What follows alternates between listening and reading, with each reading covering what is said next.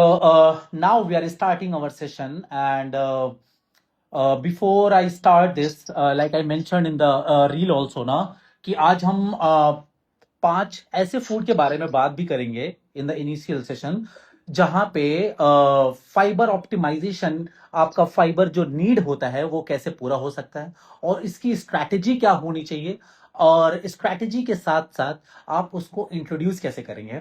इन सारी चीजों के ऊपर सिर्फ हम आई थिंक 10 से 15 मिनट स्पेंड करेंगे। उसके बाद प्रोबेबली हम अपना कंसल्टेशन स्टार्ट करेंगे। ठीक है। लास्ट टाइम की सबसे पहले आपका कंसल्टेशन। ठीक है, अभी पहले मैं ये स्टार्ट करता हूँ। ठीक है। और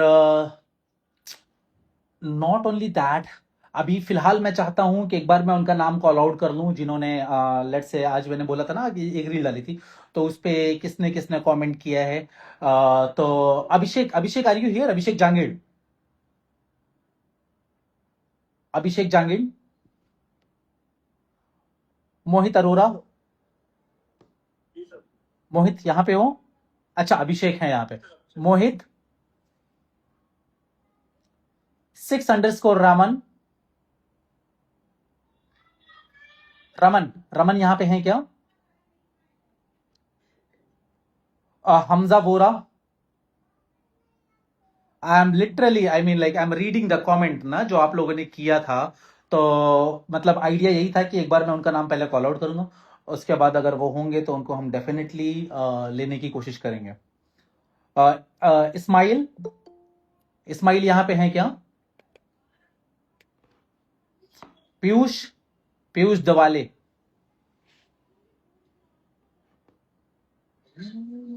Junaid, Junaid are we here? Yes, sir, I'm with you. अच्छा, you are here. Hi Junaid.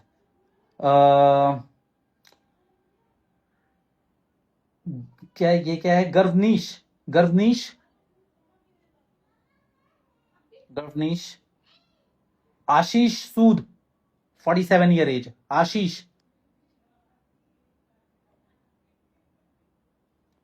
Ahmad, Ahmed Sam,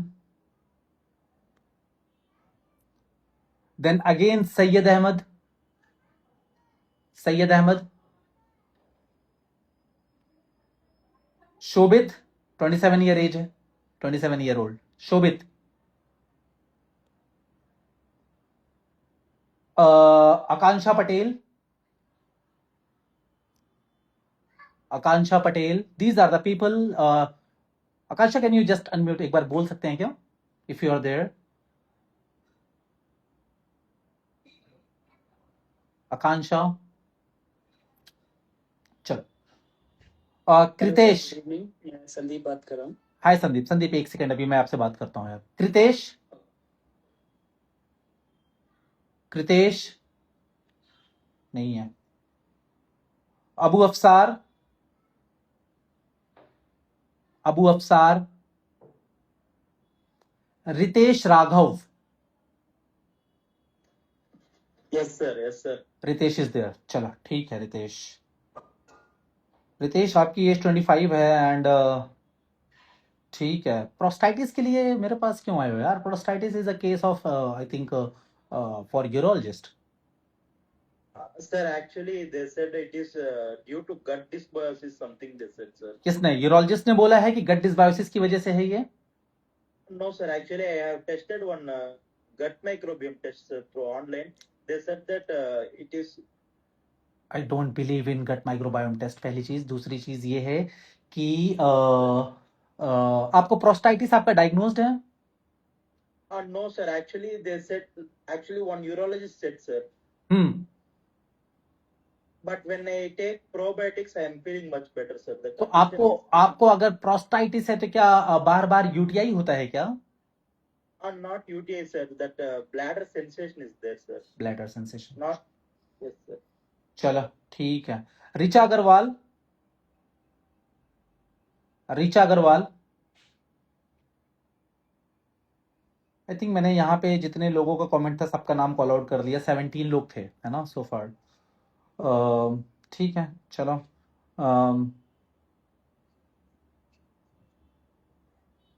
ठीक है। By the way, people watching here live, we have already started the session, and if I show you my screen, 1 second. Here, this is how the session goes on, and we already have 57 people joined here, है ना? So इस वजह से मैंने वहाँ से अब link remove कर दी थी, and probably if you missed the link, I think that be maybe because आप थोड़ा सा डिलेड रहे होंगे, एंड अभी फिलहाल हम थोड़ा सा फाइबर के बारे में बात करेंगे, and that is the whole intention behind of making this live. ठीक है. सर उससे पहले मेरा एक छोटा सा क्वेश्चन है. बोलो बोलो. इस चीज से रिलेटेड नहीं, मतलब जैसे हम किसी पर्टिकुलर चीज के बारे में रिसर्च पढ़ना चाह रहे हैं ना, तो उसका एक सही तरीका क्या है ना? रिसर्च पढ़ने का सही तरीका? हाँ, जैसे किसी भी टॉपिक पर. हाँ, तो आई थिंक मतलब आप एविडेंस बेस पे जाओ, उसमें ये देखा जाता है कितने लोगों पे स्टडीज हुई हैं, और स्टडी का फॉर्म क्या है, केस कंट्रोल, सॉरी आरसीटी है, या फिर केस सीरीज है, या फिर केस रिपोर्ट है. तो ये लेवल ऑफ एविडेंसेस होते हैं, तो इसके हिसाब से इंसान जाता है. दैट सजेस्ट कि कितना स्ट्रॉन्ग एविडेंस रहा होगा, किस पॉपुलेशन पे है. सबसे इंपॉर्टेंट चीज तो ये देखी जाती है कि ये जो स्टडी हुई थी, ये स्पॉन्सर्ड स्टडी तो नहीं थी, because many times what happens कि फार्मा इंडस्ट्री स्पॉन्सर करती हैं तो वो थोड़ा सा बायस रिजल्ट हो जाता है. तो ये सारी चीजें होती हैं. आजकल तो एआई का जमाना है यार, सब आसान है करना, है ना? All right. सो 1 second यार, let me set this screen.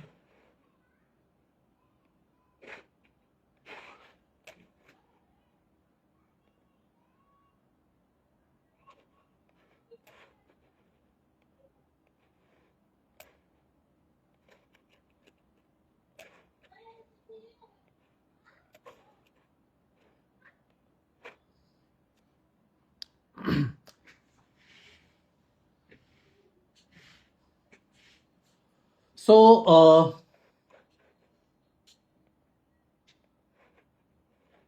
तो सर जो रैंडमाइज कंट्रोल ट्रायल होता है वो सबसे बेस्ट रिसर्च मानी जाती है, जिसके बेस पे कोई भी डिसीजन लिया अच्छा माना जाता है. हाँ, मेटा एनालिसिस अच्छा होता है.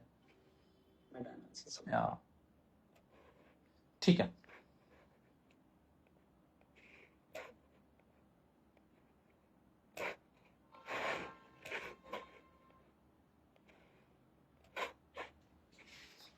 तो बेसिकली आज हम जो बात करने वाले हैं ना, वो 5 फूड के बारे में बात करेंगे. उसमें 4 मैकेनिज्म होगा.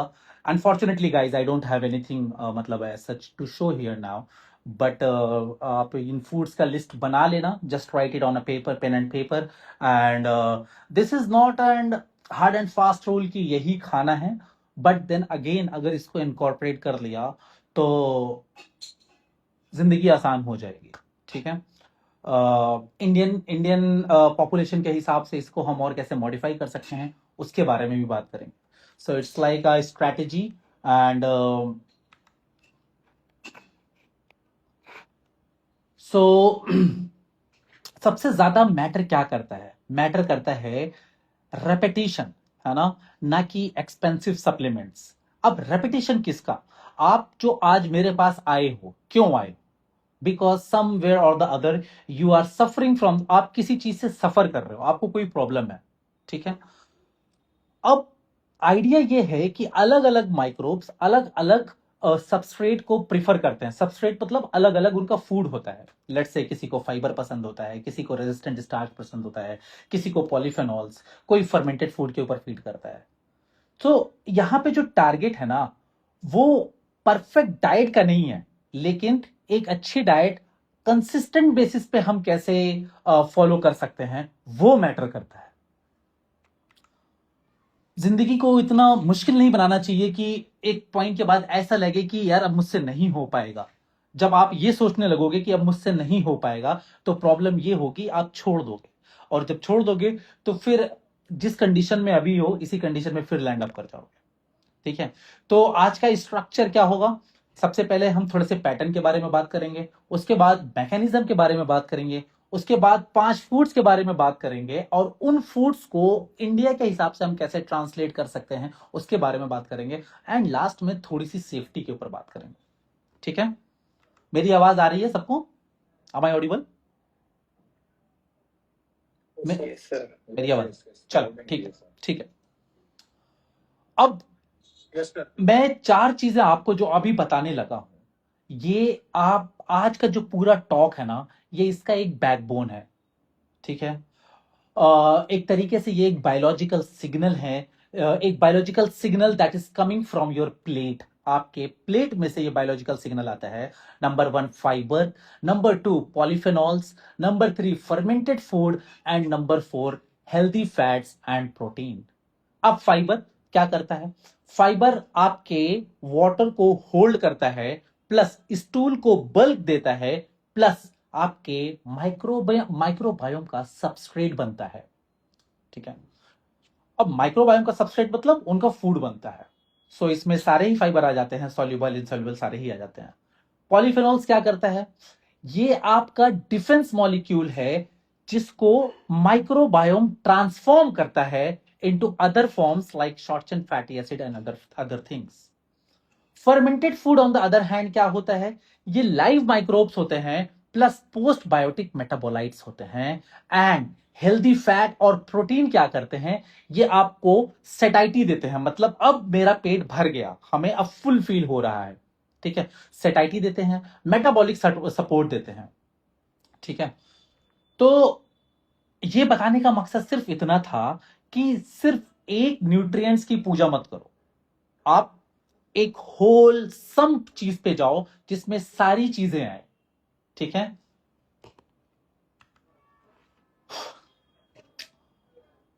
अब यहां पे ना मैं आपको जैसे पहले भी बताया कि ये जो अभी आपको मैं बताने लगा हूं, ये बिल्कुल इसको रिलीजियस रूल मत मान लेना।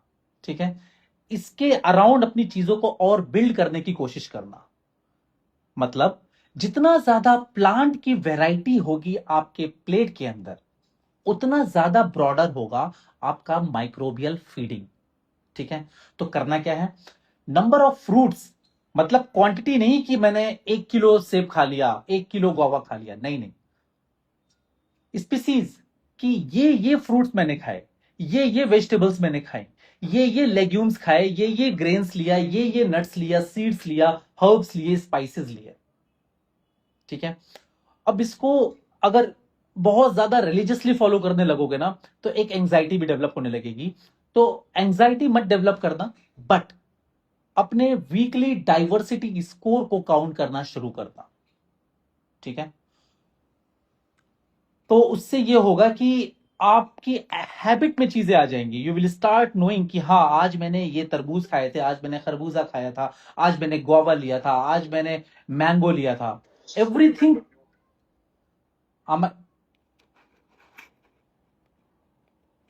am I on mute ना? अभी अभी आवाज आ रही है? Yes. Yes, audible, sir. हाँ। Yes, sir. तो मैं क्या कह रहा था कि प्लांट की वैरायटी मैटर करती है। मतलब आप फ्रूट्स को काउंट करो, क्या क्या वेराइटीज ऑफ फ्रूट्स आपने लिए हैं, क्या क्या varieties of vegetables, green veggies लिए हैं, varieties of legumes, varieties of whole grains, nuts, seeds, herbs and spices. Spices भी एक रोल प्ले करते हैं, ऐसा नहीं है। अब स्पाइसेस में आप रेड चिली को मत समझ लेना, बाकी स्पाइसेस की मैं बात कर रहा हूं। ठीक है,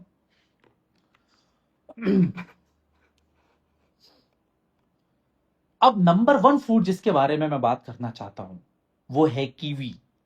ठीक है, ये बहुत छोटा सा फ्रूट है, लेकिन यूजुअली बहुत ही स्ट्रांग होता है अगर हम इसको कॉन्स्टिपेशन वाले पेशेंट के साथ जोड़ें। और उसके पीछे रीजन है, इसके अंदर सॉल्युबल फाइबर होता है, इसके अंदर इनसॉल्युबल फाइबर होता है, वाटर होता है, इसके अंदर विटामिन सी होती है और पॉलीफेनॉल्स भी होते हैं। विटामिन सी तो इतनी होती है कि ऑरेंज से भी ज्यादा होती है। अब ये करता क्या है, कैसे ये हेल्प करता है? ये आपके जेल लाइक फाइबर बना लेता है, और जो जेल आपने देखा होगा सीलियम हस्क भी जेल बना लेता है, तो ये भी उसी तरीके से साइलियम हस्क इसबगोल जिसको आप बोलते हैं, उसकी तरह ये जेल बना लेता है, जिसकी वजह से ये स्टूल के अंदर वाटर को होल्ड करता है। ठीक है। और इसका जो इंसोल्यूबल फाइबर होता है वो आपके स्टूल में बल्क ऐड करता है, और इतना ही नहीं, इसके अंदर एक एंजाइम होता है जिसको कहते हैं एक्टिनिडिन, ठीक है। एक्टिनिडिन आपके प्रोटीन के डाइजेशन को एड करता है। तो अब एक ट्रायल भी हुआ था जहां पे कीवी को कंपेयर किया था with prunes and cilium husk, और रिजल्ट सेम थे। I am not saying better थे, रिजल्ट ऑलमोस्ट सेम थे in terms of relief in constipation. तो अगर आप 2 कीवी फ्रूट लेते हो पर डे, तो वो आपके कॉन्स्टिपेशन के सिम्टम को इंप्रूव कर सकता है, और इतना इंप्रूव करेगा जितना कि सीलियम हस्क एंड प्रून्स करते हैं। और इसके साथ आपको फीवर लेसर एडवर्स इफेक्ट्स भी होंगे, ठीक है। तो इसको लेकिन लैक्सेटिव मत समझ लेना, लेकिन इस फूड को अगर आप कंसिस्टेंट बेसिस पे ऐड करते हो तो आपके स्टूल के फिजिक्स चेंज हो जाएंगे एक तरीके से। प्रॉब्लम ये होती है कि हम जब किसी चीज को ऐड करते हैं तो उसका रिजल्ट इंस्टेंट देखने की कोशिश करते हैं। आपने जो चीज आज डेवलप करी है, जो भी प्रॉब्लम आपको है, वो प्रॉब्लम इस वजह से नहीं है कि आपने कल कुछ खा लिया था आज से प्रॉब्लम शुरू हो गई, ऐसा नहीं है। सालों सालों की आपकी बैड लाइफस्टाइल रही होगी, सेडेंटरी लाइफस्टाइल रही होगी, जंक फूड रहा होगा, जिसके वजह से आज आप इसमें लैंड अप किए हो। तो अब थोड़ा सा जब आप अपने लाइफस्टाइल को चेंज करते हो तो थोड़ा सा पेशेंस उसमें भी दिखाओ, कि टाइम दो चीजों को सेटल होने में, एंड आप अपने कंसिस्टेंसी पे फोकस करो रैदर देन परफेक्शन पे। परफेक्ट मत बनो, लेकिन कंसिस्टेंट बनो। कोई दिन मिस हो जाए तो कोई बात नहीं है ना, नहीं खा पाए कोई बात नहीं, बट हमें मालूम होना चाहिए कि हाँ यार ये मिस हो गया, ले सकते थे हम, है ना। Now number 2, broccoli. ब्रोकली के मैं ब्रोकली इसलिए कह रहा हूं क्योंकि ना ब्रोकली में एक 3 चीजें होती हैं, glucoraphanin, sulforaphane and NRF2 activation भी ये कराता है, जिसकी वजह से सेल्स, आपके जो बॉडी के सेल्स हैं, वो अपने खुद के एंटीऑक्सीडेंट बनाते हैं, ठीक है। अब ब्रोकली के स्प्राउट्स भी आते हैं। अब स्प्राउट सादा ग्लूकोराफेनिन कंटेन करता है देन ए मैच्योर ब्रोकली, ठीक है। और इसके साथ साथ अगर मैं सल्फोराफेन की बात करूं तो ये जो है ना, ये न्यूट्रोजेनोमिक सिग्नल देता है, मतलब ये आपके सेलुलर डिफेंस पाथवेज को ऑन करता है, एक्टिवेट करता है।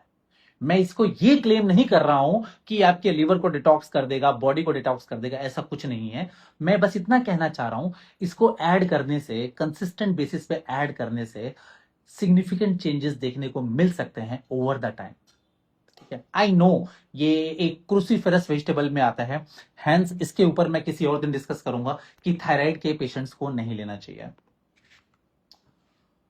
Number 3, chia seed.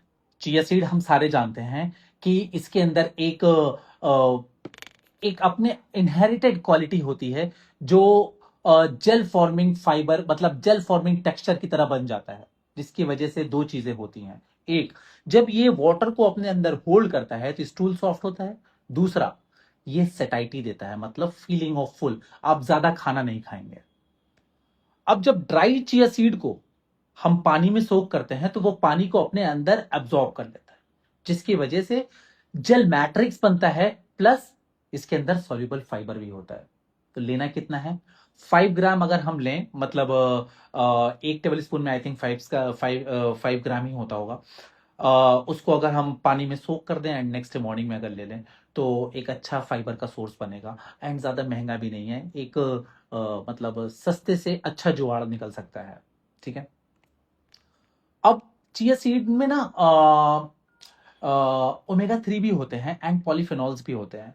तो if you are a fan of smoothie तो आप चिया सीड को ब्लेंडर में डाल दो और उसको फिर ग्राइंड कर लो अपने स्मूदी में या शेक में, तो वो फाइबर भी ऐड करेगा और ओमेगा 3 भी ऐड करेगा, पॉलीफेनॉल्स भी ऐड करेगा।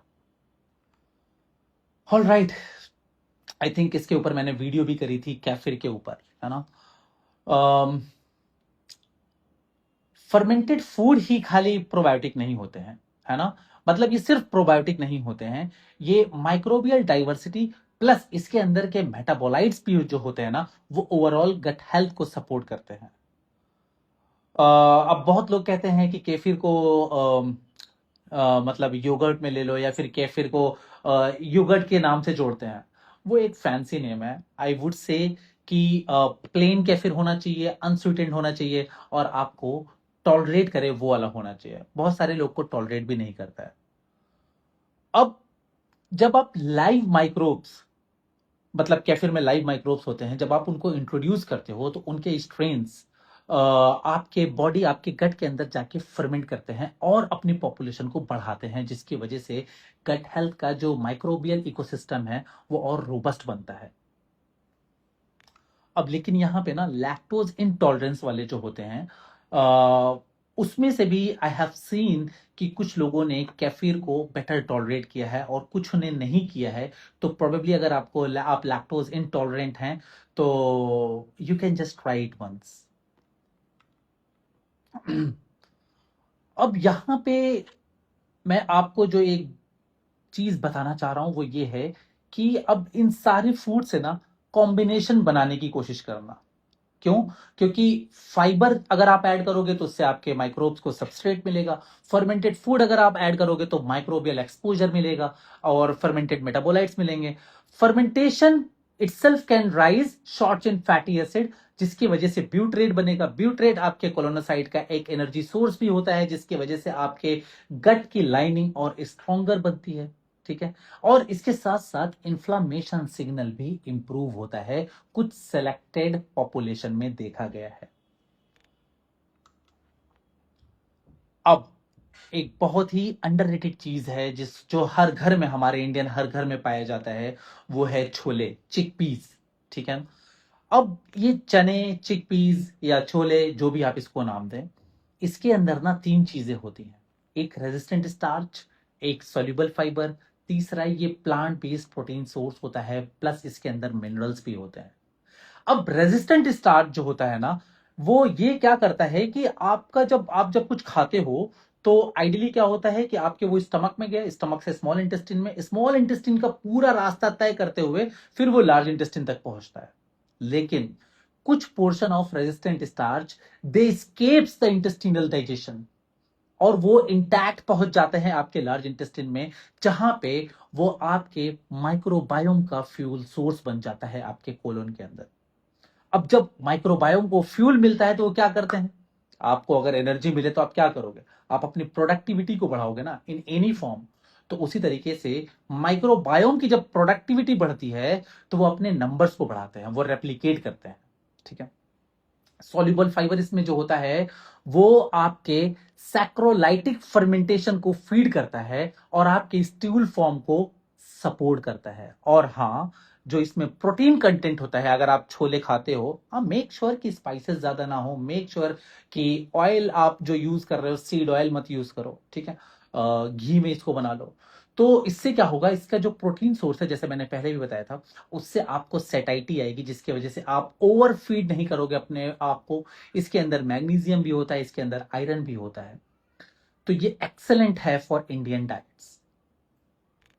अब यहां पे आप मुझसे ये कह सकते हो कि छोले खाने से गैस बन जाती है। गैस बनना ये नहीं बताता है कि इट्स अ फेलियर, कि आप इसको टॉलरेट नहीं कर पाओगे। It's often a sign of adaptation, मतलब कि आपका गट अभी उतना रोबस्ट नहीं है कि वो इसको डाइजेस्ट कर पाए। तो स्ट्रैटेजी ये होनी चाहिए कि बहुत ही लो से स्टार्ट करो और हल्के हल्के, जब आप लेट से आपने इतना सा आज खाया, अब इतना सा जब आप खाओगे और वो आपके बैक्टीरियाज को जब एज अ फूड सोर्स मिलेगा तो वो भी अपने आप को इतने से इतना करने की कोशिश करेंगे। जब इतने से इतना करें तो आप फिर इसकी क्वांटिटी बढ़ा दो। इसलिए कहा जाता है start slow and build slowly. तो हल्के हल्के हल्के हल्के क्वांटिटी बढ़ाओ, और अगर कहीं पे ब्लोटिंग हो जाए तो स्किप कर दो, या फिर वापस वहीं पे डोज को ले आओ। किसी चीज को छोड़ देना कभी भी अच्छा आइडिया नहीं होता है। कब तक क्या क्या चीज छोड़ते रहोगे जिंदगी में? और सबसे बेस्ट मेडिसिन लाइफस्टाइल के एस्पेक्ट से अगर मैं बताऊं तो आपका फूड ही है। आपके फूड की वजह से ही चीजें डेवलप हुई हैं, आपके फूड की वजह से ही आपने अपने माइक्रोबायोम को डिस्टर्ब किया है। अब जब आप फाइबर या रेजिस्टेंट स्टार्च जब अपनी डाइट में ऐड करते हो तो माइक्रोबियल फर्मेंटेशन होता है, जिसकी वजह से शॉर्ट चेन फैटी एसिड बनते हैं, जिसके वजह से कोलोनोसाइट को एनर्जी मिलती है। उसके बाद कोलोनोसाइट को जब एनर्जी मिलती है तो बैरियर को सपोर्ट भी मिलता है, ठीक है, और इम्यून सिग्नलिंग भी स्टार्ट होती है। तो ब्यूट्रेट खाली फ्यूल नहीं है, it also acts like a signalling molecule and that is influencing the barrier integrity and your immune tone. हाँ, मैं मानता हूं कि 1 दिन 2 दिन 1 हफ्ते 10 दिन 15 दिन खाने से आपको चेंजेस नहीं मिलेंगे, लेकिन कंसिस्टेंसी मैटर्स। खाना तो खाओगे ही ना, ऐसा तो है नहीं कि भूखे रहोगे, खाना तो हम डेली खाते हैं। तो बस खाने की आदतों को चेंज करने की कोशिश करो, कोई बहुत बड़ी चीज थोड़ी मांग रहा हूं मैं आपसे। अब आप ये मुझसे कह सकते हो कि लेट्स से बहुत लोगों की अफोर्डेबिलिटी नहीं है ना, कीवी महंगा होता है, ठीक है। अब कीवी का मेन जॉब क्या है, कॉन्स्टिपेशन को सपोर्ट करता है। अब इंडियन अल्टरनेटिव उसकी जगह क्या हो सकता है, आप अमरूद ले लो, आंवला ले लो, इसमें भी आपको सॉल्युबल फाइबर फूड मिलेंगे। अमरूद और आंवला के कॉम्बिनेशन में ले लो। अब आप कहोगे कि चलो ठीक है, ब्रोकली स्प्राउट्स कहां से हम लाएं, तो आप उसकी जगह बाकी और क्रूसीफरस वेजिटेबल ले लो, ठीक है। सरसों के साग ले लो, या फिर घर पे अपने स्प्राउट्स बना लो। अब चिया सीड अगर आपको लगता है कि वो महंगी है, उसका मैकेनिज्म क्या था, जेल फॉर्मिंग था, सॉल्युबल फाइबर था, उसकी जगह आप सब्जा सीड ले लो, वो सस्ती होते हैं। क्या फिर आप कहोगे कि चलो ठीक है, क्या फिर कहां से हम सोर्स करें, तो आप प्लेन कर्ड ले लो, वो भी एक प्रोबायोटिक का सोर्स होता है, लेकिन प्लेन घर पे बना हुआ होम मेड फर्मेंटेड फूड ले लो, ठीक है। उससे ये भी पता चल जाएगा कि आपका टॉलरेंस कितना है। चिकपीस तो आप नहीं कह सकते कि मुझे नहीं मिलता है, लेकिन हाँ, अगर आप चिकपीस खा के डेली डेली बोर हो रहे हो, चिकपीस का मतलब क्या हो गया, अपना यही चने हो गए, छोले हो गए, अब आप कहोगे कि मैं डेली तो नहीं खा सकता हूं ना, तो आप उसमें वैरायटी बना लो, राजमा कभी ऐड कर लो, कभी दाल ऐड कर लो, कभी और लेग्यूम्स ऐड कर लो, लेकिन स्लो स्लो वैरायटी के साथ बिल्ड करते जाओ। और वेस्टर्न डाइट को ना ब्लाइंडली फॉलो मत करो, मैकेनिज्म को कॉपी करो। अगर कुछ कॉपी करना है तो वो जो ले रहे हैं हेल्दी, उसका मैकेनिज्म क्या है, उसके बाद आप देखो उस मैकेनिज्म में हमारे लोकल फूड सोर्स क्या है, हमारे इंडिया में क्या अवेलेबल है। That's a whole idea. अपनी जिंदगी को ज्यादा मुश्किल नहीं बनाना है, रादर बहुत ही एक्सेसिबल बनाना है। अब यहां पे आप मुझसे कह सकते हो कि मुझे आईबीएस है, मुझे ब्लोटिंग होती है, तो मैं क्या करूं। आईबीएस वाले बहुत ही स्लो स्टार्ट करें। अगर आप रैपिडली फाइबर जंप करोगे ना, तो आपका गैस, आपका डिस्टेंशन बहुत ज्यादा वर्सन हो जाएगा। मैं तो कहता हूं कि नहीं टॉलरेट होता ना, एक दाने से स्टार्ट करो। एटॉमिक हैबिट एक बुक मैंने पढ़ी थी, वहां पे यही आइडिया दिया था कि अगर आपसे जिम नहीं जाया जाता है तो एटलीस्ट सुबह उठ के कम से कम स्पोर्ट शूज पहन लो, and you will get that feeling कि ये स्पोर्ट शूज मैंने क्यों पहना था। इवेंचुअली एक दिन आपके अंदर वो मोटिवेशन आ ही जाएगा कि जब पहन लिया है तो चले ही जाते हैं। तो आदतों पे काम करो rather than focusing on perfection, कि पहले ही दिन से हम परफेक्ट रहें, वो ना स्पॉइल कर देता है, फिर लॉन्गर रन में वो काम ही नहीं करता है। ऑन द अदर हैंड, अगर कोई प्रेग्नेंट है, एल्डरली है, या फिर कोई इम्यूनो कॉम्प्रोमाइज्ड है, तो उन लोगों के लिए मैं सजेस्ट करूंगा कि रॉ स्प्राउट आपको नहीं लेना चाहिए, रॉ फूड आपको नहीं लेना चाहिए, बिकॉज इम्यूनो कॉम्प्रोमाइज पेशेंट में ना इन्फेक्शन बहुत जल्दी लग जाता है। प्रेगनेंसी में भी इम्यूनो कॉम्प्रोमाइज हो जाता है, इम्यून थोड़ा सा डाउन चला जाता है, तो इन्फेक्शन का रिस्क बढ़ जाता है। ऐसे लोगों के लिए आई वुड सजेस्ट कि आप अपने प्राइमरी डॉक्टर से डिस्कस करें, डिपेंडिंग ऑन योर मेडिकेशन, कि आप कौन कौन सी दवाइयों पे हैं, ठीक है। डायबिटीज अगर किसी को है, या फिर क्रॉनिक किडनी डिजीज है, या फिर कोई एंटाई कोगुलेंट्स पे है, मतलब कि एंटाई कोगुलेंट्स का मतलब ब्लड थिनर एक तरीके से समझ लो, जो खून को पतला करता है, लेट्स से स्ट्रोक के पेशेंट को दिया जाता है, या फिर अगर किसी के अंदर रिस्क होता है हार्ट अटैक का तो उनको दिया जाता है। तो उन लोगों में ना पोर्शन मैटर करता है। क्यों? क्योंकि ये सारे फूड्स में ना पोटेशियम हो गया या फास्फोरस हो गया, ये लोड ज्यादा क्वांटिटी में हो सकता है, और वो प्रोबेबली इफेक्ट कर सकता है आपको। तो अगेन आई वुड सजेस्ट कि ऐसे लोगों को अपने डॉक्टर से डिस्कस जरूर करना चाहिए। अगर आपको फॉडमैप सेंसिटिविटी है, लेट से आपके अंदर हाई फॉडमैप फूड टॉलरेट नहीं होता है, तो अगेन अपने जो इंट्रोडक्शन को आप करोगे इन सारे खानों को, या इसके अलावा जो भी खाना आप सिमिलर काइंड ऑफ रिसर्च करते हो, जो भी खाने को आप इंट्रोड्यूस करोगे ना, उसको फेस वाइज करो। एक बार में एक खाना इंट्रोड्यूस करो, उसके बाद देखो उससे कुछ ब्लोटिंग हुई या नहीं हुई। नहीं हुई तो that is a safe food for you, probably move on to the next one. And diversity पे काम करो। नंबर ऑफ फूड मैटर करता है कि आप कितने अमाउंट में ले रहे हो, वो मैटर नहीं करता है, कितने वैरायटी में ले रहे हो अलग अलग तरीके का। तो अगर मैं एक 7 दिन का प्रोटोकॉल आपको बताऊं तो आप लेट से 1-2 दिन के लिए आप कीवी ऐड कर लो, 1 कीवी पर डे, या फिर कोई लोकल फ्रूट ऐड कर लो, अमरूद ऐड कर लो, ठीक है। और वो ऐड करने के बाद अपने स्टूल फॉर्म को ट्रैक करना शुरू करो, ठीक है। एक डायरी बनाओ, वहां पे ट्रैकिंग शुरू करो। फिर तीसरे चौथे दिन आप इंट्रोड्यूस करो सब्जा सीड हो गया या फिर चिया सीड हो गया, ठीक है। अब इसके साथ इसको आप चाहे तो आप कर्ड में ले लो, या फिर आप चाहे तो इसको पानी में ले लो, ठीक है। लेकिन एक चीज हमेशा याद रखना, अगर कभी भी चिया सीड या सब्जा सीड ऐड करते हो तो आपका हाइड्रेशन मैटर करता है। अगर पानी कम पिया तो कॉन्स्टिपेशन बहुत वर्स हो जाएगा, ठीक है, क्योंकि ये अपने अंदर भी पानी को होल्ड कर लेते हैं, ठीक है। अब लेट से 1-2 दिन आपने वो ऐड किया, फ्रूट्स ऐड किए, तीसरे चौथे दिन आपने चिया सीड या सब्जा सीड ऐड कर ली।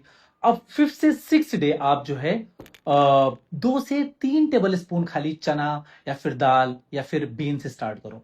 पूरे कटोरी भर के मत स्टार्ट करो, ठीक है। स्टार्ट करो एंड देखो, अपनी बॉडी को एनालाइज करो, समझो कि कहाँ पे गलती, कहाँ पे मुझे क्या फील हो रहा है, ब्लोटिंग हो रही है कि नहीं हो रही है, कॉन्स्टिपेशन हो रहा है कि नहीं हो रहा है। एक फूड डायरी बनाओ इफ यू आर सीरियस कि लॉन्ग टर्म में आपको ऐसा फायदा मिले जहां पे फिर आपको दोबारा ये प्रॉब्लम्स ना आए। तो शॉर्टकट कोई नहीं है, क्योंकि जो आपने डेवलप किया है वो शॉर्टकट से डेवलप नहीं किया है, वो सालों सालों में डेवलप किया है। ये मैं अपने हर पेशेंट से यही चीज कहता हूं। 7वें दिन लेट से संडे से स्टार्ट करो, लेट से आज थर्सडे है, आज से आप स्टार्ट करते हो तो अगले थर्सडे आप रिव्यू करो कि अब ब्लोटिंग कैसी है, स्टूल फॉर्म कैसा है, एनर्जी कैसी है, टॉलरेंस कैसा है। उसके बाद अकॉर्डिंगली इसको और पर्सनलाइज करते जाओ। अब ये सारी चीजें बताने का मकसद क्या है? सिर्फ इतना है कि अब मुझे लग रहा है मेरा वर्कलोड इतना ज्यादा बढ़ रहा है कि मुझसे अकेले से नहीं संभाला जा रहा है चीजें। अब मैं उस लेवल पे एडुकेट करना शुरू करूं जहां पे जो भी ये वीडियोस देखे, जो भी ये जितने लोगों ने भी ये ज्वाइन किया है, एंड मैं यहाँ पे लाइव भी कर रहा हूं, तो जितने भी लोग मुझे देख रहे हैं शायद ये चीजें करें और उनको माइनर सिम्टम हो एंड उनकी बिगर प्रॉब्लम सॉल्व हो जाए, जिससे वो, क्योंकि ना इन चीज जब थोड़ी सी ब्लोटिंग या कॉन्स्टिपेशन डेवलप होता है तो इंसान के अंदर एंग्जाइटी भी डेवलप होने लगती है। तो छोटी छोटी चीजें तो हम ऐसे ही सॉल्व कर लेना, उसके लिए फिर बड़े डॉक्टर्स की या फिर मुझ जैसे छोटे डॉक्टर्स की जरूरत नहीं है, ठीक है। अब नाउ आई थिंक आप लोग अनम्यूट कर सकते हैं अपने आप को, and that's all for today. Was that informational? वालेकुम अस्सलाम।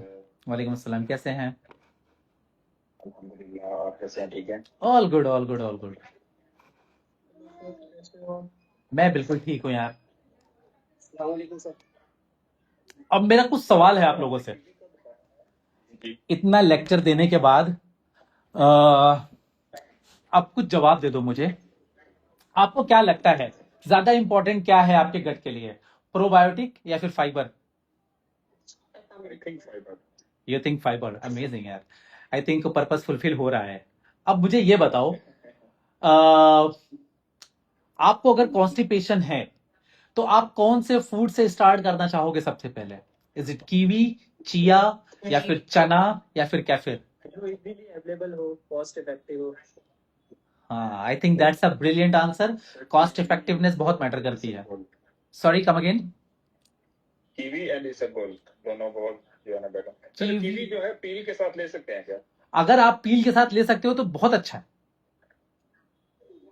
पील सही है। अगर उसको वॉश कर लो और पील के साथ ले लो तो बहुत अच्छा है। मैं कहता हूं कीवी के साथ आप गुआवा भी उसके साथ आप चॉप कर लो तो एक सैलेड बन जाएगी, ऊपर से लेमन डाल लो, ठीक है। सही सही। अगर किसी को अच्छा अगर किसी को IBS-C है तो क्या लगता है उसको चने से स्टार्ट करना चाहिए? बिल्कुल नहीं सर। क्यों? नहीं सर। क्यों नहीं ऐसा क्यों? सर, वो डाइजेस्ट ना होगा ना। हाँ, क्योंकि इनिशियली वो ब्लोटिंग दे देगा ना। और वो फर्मेंटेशन भी कर देगा। हाँ, थोड़ा कंडीशन ठीक होने के बाद लो क्वांटिटी में स्टार्ट कर सकते हैं। अब अगर लेट्स से आज का सेशन जब खत्म होगा और ये सारी चीजें आप जब इंट्रोड्यूस करोगे और मैं मान के चलता हूं कुछ लोगों को गैस होने लगेगी, है ना, ब्लोटिंग होने लगेगी, तो आप क्या करोगे उसके बाद? पहले क्वांटिटी रिड्यूस करके देखेंगे, फिर भी सही नहीं हुआ तो फिर उसको हाइड्रेट रहेंगे सर, हाइड्रेट। हाइड्रेशन के बाद भी अगर ब्लोटिंग हो रही है तो क्या करोगे? Sir maybe root cause low stomach acid हो। अब I think that's a totally different concept कि लो स्टमक एसिड का कंसेप्ट ही दूसरा है ना, उसके बारे में भी मैं किसी दिन बात करूंगा।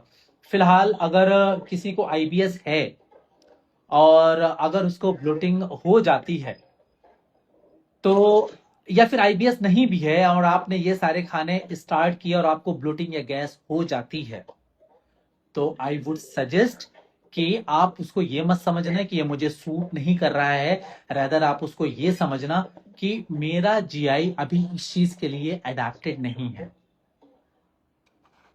ठीक है, और उसके बाद उसका हाफ क्वांटिटी कर देना और फिर इंट्रोड्यूस करना वापस से, हार नहीं माननी है,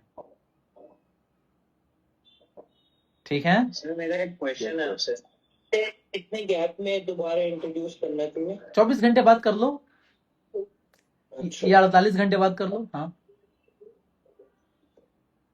सर मेरा एक क्वेश्चन है आपसे। हाँ बताओ। सर आपने एक बार लाइव सेशन में बताया था कि अगर आप फाइबर कंज्यूम करते हो और आपको स्टिल कॉन्स्टिपेशन फेस होता है तो आप प्रोबायोटिक्स नहीं ले रहे हैं, तो आपने आज ये नहीं बताया कि प्रोबायोटिक्स कैसे ऐड करना है। अगर मैं यहाँ पे प्रोबायोटिक बता दूं ना तो वो हर इंसान अपने लिए समझने लगेगा कि मेरे लिए probiotics are not for everyone, वो इंडिविजुअलाइज्ड मैटर करता है किसके लिए कौन सा स्ट्रेन होगा काम करने वाला, इसलिए मैंने यहाँ पे किसी प्रोबायोटिक का नाम नहीं लिया। मैंने जो प्रोबायोटिक का नाम लिया वो नेचुरल सोर्स है, लाइक कैफिर या फिर आप होममेड कर्ड। और कुछ बताएं? Excuse me sir. हाँ बताएं बताएं सर बताएं मैम। सर मैं अगर फर्मेंटेड फूड लेती हूँ सर तो सर मुझे ना रोजेशिया हो जाता है, मेरे हाथ पे सब लाल लाल हो जाता है, और जैसे कांजी होती है सर, कांजी ये सब लेने से मुझे हाथ पे सब लाल लाल आपको क्या लगता है, आपको क्या लगता है क्यों ऐसा जाती है तो वो मुझे एक स्टेरॉइड लिख के दे देते हैं। आपको क्या लगता है ऐसा क्यों होता है?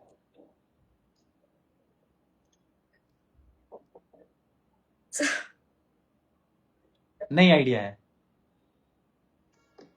नहीं सर। अब मैं आपसे दूसरा सवाल करना चाहता हूं, आपने जैसे बताया कि स्टेरॉइड लेना पड़ता है ना, टू सॉल्व दैट, सर जब टॉपिकल एप्लीकेशन के लिए दे देते हैं। टॉपिकल एप्लीकेशन के लिए स्टेरॉइड क्या करता है? स्टेरॉइड आपके इम्यून को सप्रेस कर देता है ना, तो जब स्टेरॉइड आपके इम्यून को सप्रेस करता है तो आपका रोजेशिया, आपके जो हाइव्स हैं, अर्टिकारिया हैं, या जो भी हैं, कुछ लोगों में एक्ने होता है, एक्जिमा होता है, तो वो डाउन हो जाता है। इसका मतलब हो सकता है कहीं ना कहीं गट बैरियर फेल हो रहा है, जिसकी वजह से बार बार इम्यून ट्रिगर हो रहा है, because these foods are high in histamine, और high histamine triggers the mast cell, and जब मास्ट सेल ट्रिगर होता है तो आपका आईजी रिलीज होता है, जिसकी वजह से मैसिव अमाउंट में रिलीज होता है, जिसकी वजह से आपको ये सिम्टम्स आते हैं। ठीक है सर। तो probably I would suggest, I'm not 100% sure, I have to see all your reports and everything, but then again I would suggest कि ऐसे में बैरियर इंटीग्रिटी पे अगर काम किया जाए तो अच्छा रिजल्ट देखने को मिल सकता है। सर एक क्वेश्चन है, बताएं। सर एक्चुअली मैंने सर बोन ब्रॉथ भी शुरू किया था, थिंकिंग कि यू नो दैट वो बैरियर इंटीग्रिटी होगी, से बहुत मेरे नाक पे भी, दोनों हाथ पे भी सब कुछ हो गया। देन आई वाज टोल्ड कि आप मत लो बिकॉज यू नो हिस्टामिन है शायद बोन ब्रॉथ में भी, तो इस करके फिर मुझे वो भी बंद करना पड़ा फिर। आई थिंक बेटर आइडिया यहाँ पे ये होना चाहिए मैम कि बैरियर किससे बनता है? बैरियर म्यूकस से बनता है। एंड म्यूकस किससे बनता है? स्लाइमी चीजों से सर। नहीं नहीं, जरूरी नहीं है कि कोई चीज अगर म्यूकस ही दिख रही है तो उससे म्यूकस बनेगा। चलो, all right guys, I think this live was a live session here also, if I show you here। तो ये हम इस तरह से लाइव करते हैं ना, तो यहाँ पे हम ये सारी चीजें डिस्कस कर रहे थे। And now I am ending this, and if you missed, probably I wish कि आप यहाँ पे होते तो ज्यादा अच्छा लगता मुझे आपसे बात करके। एंड यहाँ पे अभी मैं किसी को लाइव नहीं ले सकता हूँ बिकॉज अभी हम अपना ये सेशन स्टार्ट कर रहे हैं। एंड नेक्स्ट टाइम अगर आपने मिस किया है तो आप यहाँ पे आए, बहुत मजा आता है। ठीक है, चलो बाय बाय।